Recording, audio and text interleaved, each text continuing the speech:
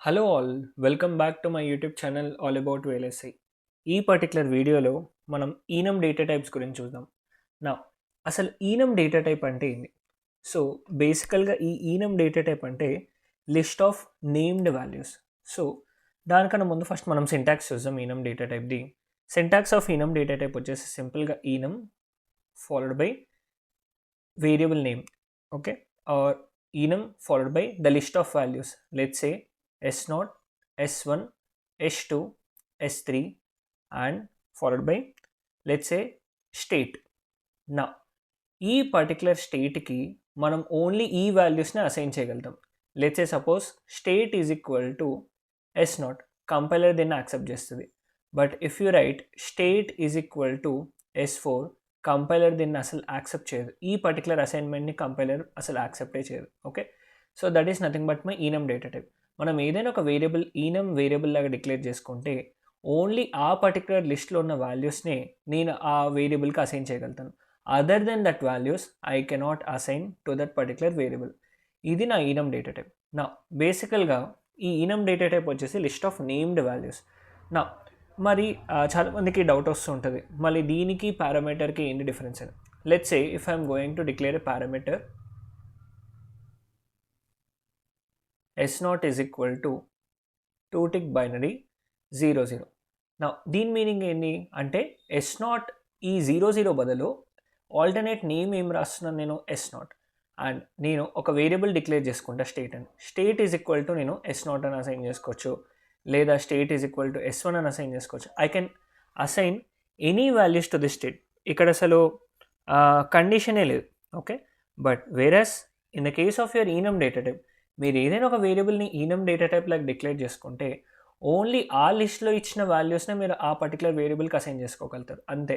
Other then those values మీరు అసలు assign చేసుకోవడానికి లేదు. That is nothing but my enum data type. నా మీరు ఏదైనా ఒక enum variable or enum data type use చేసుకుంటే ఈ పర్టికులర్ నేమ్డ్ వాల్యూస్కి ఒక ఇండెక్సెస్ ఉంటాయి. సో ఈ s0కి ఇండెక్స్ వచ్చేసి 0, s1కి ఇండెక్స్ వచ్చేసి 1, అండ్ s2కి ఇండెక్స్ వచ్చేసి 2, అండ్ s3కి ఇండెక్స్ వచ్చేసి 3. So these are my indexes which I'm going to have.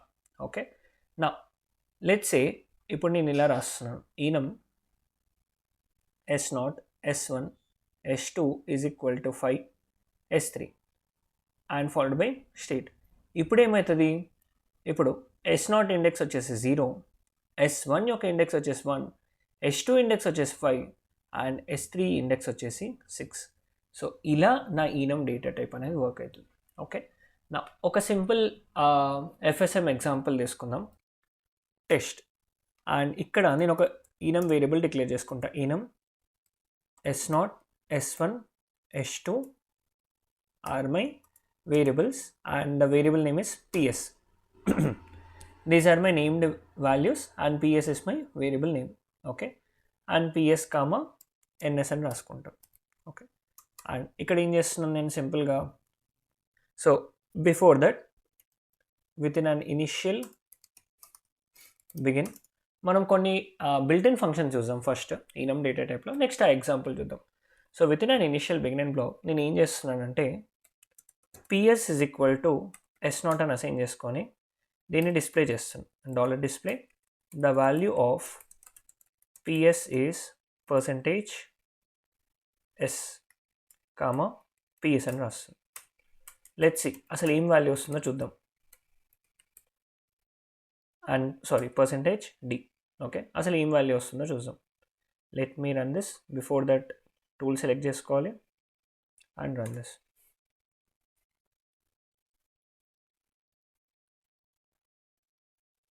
So నాకు ఏమొస్తుంది బై డిఫాల్ట్ ఇక్కడ నేను డిస్ప్లే స్టేట్మెంట్లో the value of ps is equal to percentage d అని యూజ్ చేసుకుంటే నాకు ద ఇండెక్స్ వాల్యూ ప్రింట్ అవుతుంది. లేదు నాకు నేమ్ ప్రింట్ అవ్వాలి అనుకుంటే dollar display the value stored in ps is percentage s comma ps dot name. ఇప్పుడు ఏమవుతుందంటే let me run this and let us check what is going to happen. నాకు ఏదైతే variable store చేసుకున్నానో ఆ name print అవుతుంది. So నేనేం use చేస్తున్నాను ఇక్కడ, నేమ్ అనే ఫంక్షన్ యూజ్ చేసుకొని నేను ఇక్కడ నా నేమ్ని ప్రింట్ చేసుకుంటున్నాను, రైట్. నా లెట్స్ సే ఇక్కడ S1 is equal to, let's say నేను ఏం చేస్తానంటే ఇక్కడ PS is equal to S3 అని ఇస్తాను, అండ్ దీన్ని రన్ చేద్దాం, ఏమొస్తుందో చూద్దాం. PS is equal to S3 అని ప్రొవైడ్ చేసి ఏమవుతుందో చూద్దాం. సో నాకు ఇక్కడ ఏమొస్తుంది, అన్డిక్లేర్డ్ ఐడెంటిఫైయర్ S3 అని వస్తుంది. ఓకే, సింపుల్గా. So this is nothing but my enum data type. So other than the values which I have stored inside my enum, లిస్ట్లో కాకుండా ఏదైనా స్టోర్ చేసుకుంటే I'm going to get the error. Okay, let's say ఇప్పుడు PS is equal to S0 అని declare చేసుకొని, PS is equal to సింపుల్గా S0 అని declare చేసుకుంటాం. ఓకే, అండ్ నెక్స్ట్ ఏం చేస్తున్నానంటే ఇక్కడ PS డాట్ నెక్స్ట్ అని రాస్తాను, PS డాట్ నెక్స్ట్ అని రన్ చేస్తాం, ఏమొస్తుందో చూద్దాం. సో బేసికల్గా మీరు ఎప్పుడైతే PS డాట్ నెక్స్ట్ అని యూస్ చేస్తారో ఇక్కడ ఈ పర్టికులర్ ఫంక్షన్ నెక్స్ట్ అనేది ఒక బిల్ట్ ఇన్ ఫంక్షన్, అది ఏం రిటర్న్ చేస్తుందంటే ఒక ఇంటీజర్ వేరియబుల్ రిటర్న్ చేస్తుంది. సో అందుకనే మనం ఇక్కడ %s యూజ్ చేస్తే it is not matching, right. So ఇక్కడ ఏం యూజ్ చేసుకోవాలి, %d యూజ్ చేసుకున్నాం, so that it is going to return the next index. So మనకి ఏమొస్తుంది, నెక్స్ట్ ఇండెక్స్ వాల్యూ 5 వస్తుంది. ఓకే, నా లెట్స్ సే ఇప్పుడు ఈ డిస్ప్లే స్టేట్మెంట్ కాకుండా ఒక వేరియబుల్ తీసుకుందాం. ఓకే, ఆ వేరియబుల్ వచ్చేసి ns అనుకుందాం. So ns is equal to PS dot next, and నేను ఏం చేస్తున్నానంటే ఈ ns వాల్యూ డిస్ప్లే చేస్తున్నాను. సో ఏమని డిస్ప్లే చేద్దామంటే $display the value stored in ns is %s and ns dot next, sorry సింపుల్గా ns అని యూజ్ చేస్తాను, ns dot name అని యూజ్ చేస్తాను. Let's check it out, what are we getting.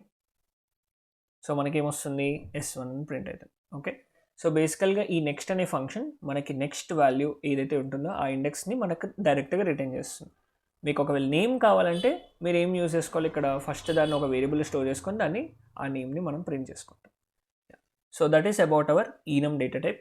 If you like this video, please like, share and subscribe to my YouTube channel all about VLSI. Thank you for watching this video.